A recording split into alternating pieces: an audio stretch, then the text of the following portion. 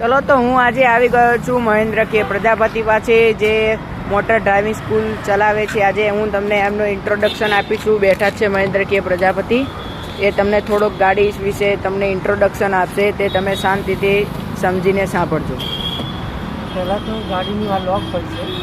આ ગાડીની અંદર લોકની અંદર બધા ચાવી આમ ઊભી નાખે છે તો લોકમાં જતી નથી. આ લોકની અંદર ચાવી આમ સીધી નાખવાની. આ લોક છે, આ ઊભી ચાવી નાખશો તો લોકમાં જશે નહીં. આ ચાવી આનાથી આમ સીધી કરી પછી લોકમાં નાખવાની ધીરેથી. પછી ચાવી નાખ્યા પછી ચાવી ફરશે નહીં. તો પહેલાં તમારે સ્ટેરિંગને થોડું પ્લે કરવાનું અને ચાવી ધીરેથી ફેરવવાની, એટલે લોક ખુલી જાય.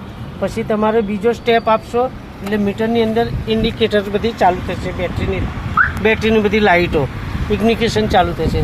અને ત્રીજા સ્ટેપે તમારી ગાડીનું એન્જિન સ્ટાર્ટ થશે. તો પહેલાં સ્ટાર્ટ કરતાં પહેલાં ગાડીના ગિયરનું ન્યુટ્રલ જોઈ લેવાનું, ન્યુટ્રલ છે કે નહીં, બરાબર.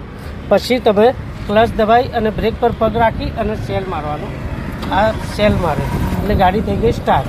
પછી થોડું એક્સિટર નોર્મલ આપવાનું, બરાબર. પછી બ્રેક ઉપર પાછા આવી જવાનું. પછી ક્લચ દબાવવાનો અને ગિયરનું લેફ્ટ સાઈડ પહેલો આગળ છે, પછી બીજો ગિયર લેફ્ટ સાઈડ દબાવીને પાછળ છે, ત્રીજો ગિયર ન્યુટ્રલ કરીને સીધો આગળ છે, ચોથો ગિયર ન્યુટ્રલ કરીને સીધો પાછળ છે.